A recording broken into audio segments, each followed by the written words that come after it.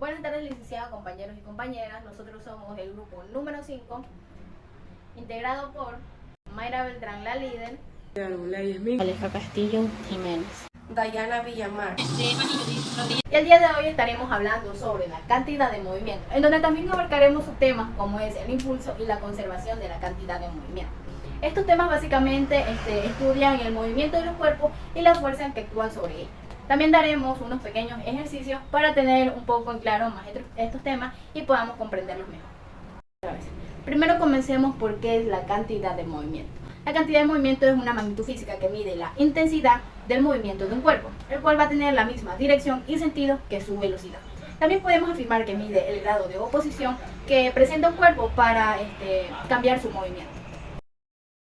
Característica de cantidad de movimiento. Primero, es una magnitud vectorial. Segundo, depende de la masa y la velocidad. Tercero, aplica a objetos en reposo y en movimiento. Un objeto en reposo tiene una cantidad de movimiento igual a cero, ya que su velocidad es cero. Cuarto, es directamente proporcional.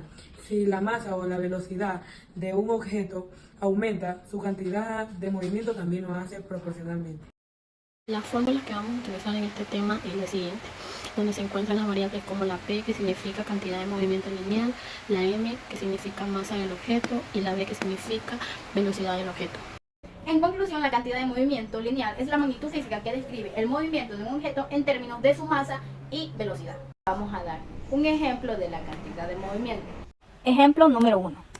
Nos dice que un futbolista de 100 kilogramos corre a una velocidad de 4 metros por segundo, directamente hacia el fondo del campo.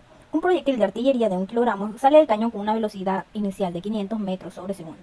¿Quién tiene más cantidad de movimiento, el futbolista o el proyectil? Para eso, lo primero que vamos a hacer es separar nuestros datos. Tenemos nuestra tabla de datos en donde nos dice que el futbolista tiene 100 kilogramos. Su velocidad inicial es de 4 metros por segundo. Y por el otro lado tenemos el proyectil con una masa de 1 kilogramo y su velocidad de 500 metros sobre segundo. Para tener un poco más en claro este ejercicio, vamos a hacer una representación en donde vamos a ilustrar el jugador y el proyectil, cada uno con su masa y con su velocidad. Lo que necesitamos es calcular la cantidad de movimiento de estos dos para poder realizar una comparación. Vamos a hacer del uso de la fórmula en donde nos dice que cantidad de movimiento es igual a masa por velocidad. Reemplazamos los valores del futbolista y esto nos da igual a que la cantidad de movimiento del futbolista es 400 kilogramos por metro sobre segundo. Ahora hacemos lo mismo con el proyectil. Tenemos nuestra fórmula y reemplazamos los valores, 1 kilogramo de masa por 500 metros por segundo en velocidad. Y esto nos da igual a 500 kilogramos por metros por segundo. Y como podemos ver, el que tiene mayor cantidad de movimiento es el proyectil, aún así siendo el menos masivo. Ya que recordemos que la magnitud de la cantidad de movimiento depende tanto de la masa como de la magnitud de la velocidad. Ahora vamos con el impulso. ¿Qué es el impulso? El impulso es el cambio que produce una fuerza en la cantidad de movimiento de un objeto durante un intervalo de tiempo. Si una fuerza actúa sobre un objeto por un tiempo, el impulso es el efecto de esa fuerza en el movimiento del objeto, causando que su velocidad cambie. Primero, dependencia de la fuerza y el tiempo. Segundo, relación con el cambio de la cantidad de movimiento.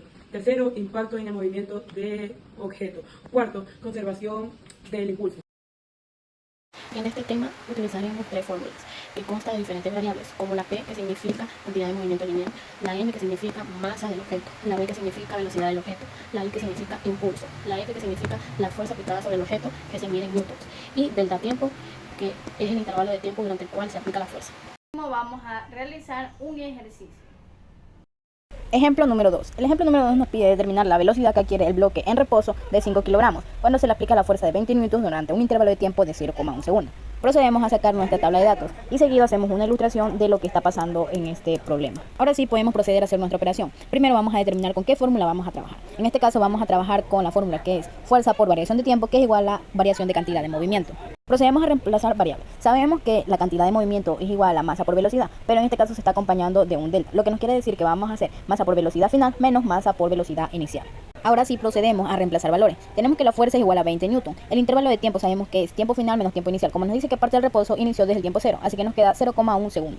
Esto es igual a masa por velocidad final, que es lo que queremos encontrar, menos masa por velocidad inicial. Pero ¿qué pasa aquí? La velocidad inicial sabemos que es cero, ya que como lo antes mencionado, se dice que parte del reposo. Lo que nos quiere decir que da igual a cero, entonces lo eliminamos. Ahora sí podemos proceder a despejar la velocidad final. ¿Qué nos queda igual? Velocidad final es igual a 2 sobre masa. La masa sabemos que es 5 kilogramos, entonces la reemplazamos. Y 2 entre 5 nos da un igual de 0,4. Entonces tenemos que la velocidad final del bloque que partió en reposo y se le aplicó una fuerza de 20 newton durante un intervalo de tiempo de 0,1 segundo va a ser a 4 metros sobre segundo. Y por último tenemos el subtema de la conservación de la cantidad de movimiento. ¿Qué es? La conservación de la cantidad de movimiento significa que en un sistema cerrado, sin fuerzas externas, el total de la cantidad de movimientos antes y después de un evento como una colisión o una explosión sigue siendo la misma. Primero, no cambia si no hay interferencia externa. Segundo, no depende de la energía. Tercero, la relación con la dirección. Y cuarto, es constante. Gracias.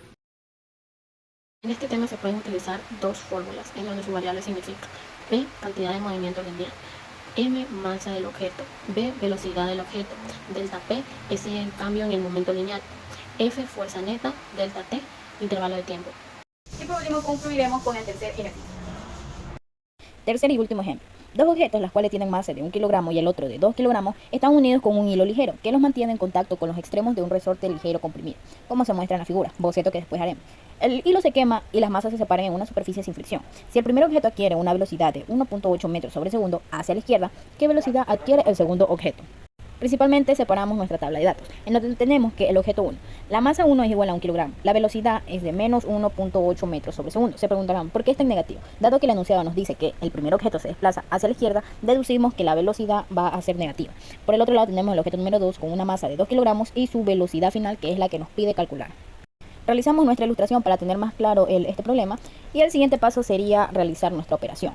Primero veamos con qué fórmula vamos a trabajar. Vamos a trabajar con la fórmula de la cantidad de movimiento, en donde es igual a masa por velocidad. En este caso la cantidad de movimiento se anula, dado que estamos en un ejercicio de conservación, lo que nos quiere decir que la cantidad de movimiento va a ser igual al principio y al final. Y como estos cuerpos estaban partiendo del reposo, su cantidad era 0, es decir que al final también va a ser 0, por lo cual la terminamos anulando. Y nos queda masa por velocidad, pero como estamos hablando de dos cuerpos, vamos a realizar una sumatoria de estos dos, es decir, nos queda cantidad de movimiento 0, que es igual a masa 1 por velocidad 1, más masa 2 por velocidad 2. Ahora sí procedemos a despejar la velocidad del segundo objeto, lo que nos queda igual a masa 1 por velocidad 1 sobre masa del objeto número 2. Ahora sí procedemos a reemplazar valores en donde nos queda 1 kilogramo por 1.8 metros sobre segundo dividido entre 2. Realizamos nuestra operación y nos da un igual de 0.9 metros sobre segundo. Entonces nos queda como respuesta que la velocidad que adquiere el objeto 2 es de 0.9 metros sobre segundo. Si nos damos cuenta es la mitad de 1.8, lo cual es algo lógico porque el objeto 2 tiene el doble de masa que el objeto número 1. Y así es como damos por concluida la exposición del grupo número 5. Muchas gracias.